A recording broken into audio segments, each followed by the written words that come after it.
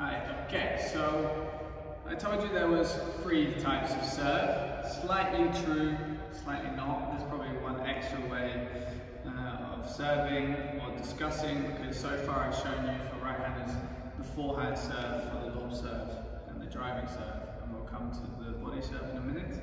But you can also use your backhand serve in squash, and actually it's a very useful thing to do. The backhand serve will be used in the same way, so you'll still have your driving, more powerful serve using the backhand, you'll still have the lob serve, and you still have the body serve.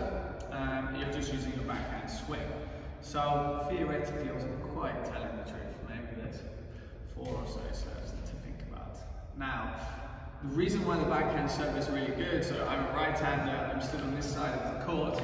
If I turn to my backhand now, I have my body as an open stance facing towards my opponent, so I can see them straight away. I can also do something which is very, very useful, which is taking one step across here into the middle, and as I play my shot, I'm obviously already walking across to the tee to continue that positive intent that I said in the video before. So the backhand serve is very, very useful for this side, for right-handers, and you can also use the forehand, more open stance on this side, which I'll show you in a second. So from this side, the backhand serve will look something like so. So the same 4-step pattern applies. Elbow, shoulder, racket back into this position. You're first of all going to go for the throw, the step, and then the follow through, and you will continue your movement into the middle. Okay? Now, one thing I will tell you is that the angle will become a little bit more different here. So before, when I was serving with my right hand, I had more of a open stance with my shoulder facing left of the center of that front wall. Obviously my body shape and swing naturally is rotating and heading that way, whereas now on this side it's a bit more of a closed stance because I have my right foot across here.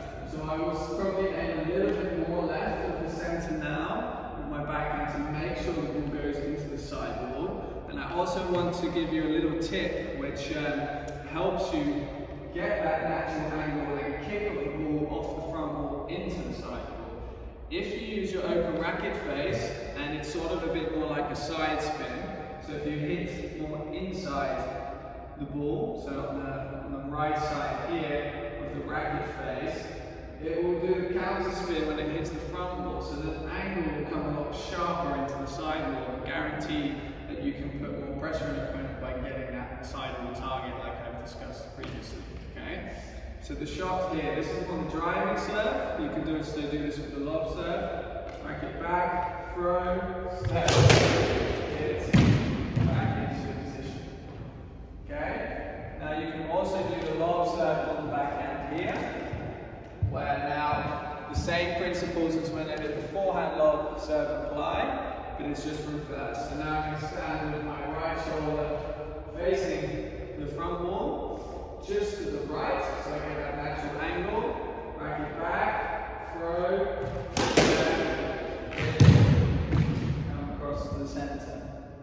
Okay, so now, here's that natural lucky position where the forehand is on the left side helps, because now my body is open facing towards my opponent, and I will be able to take that one step, move as I hit the ball, and come into the center of the court. So on this one, I'm going to use that driving serve again, so playing a little bit more around chest height, and I'm going to bring my racket face slightly inside of the ball to help it kick in to that sidewall over there once it's hit the front wall.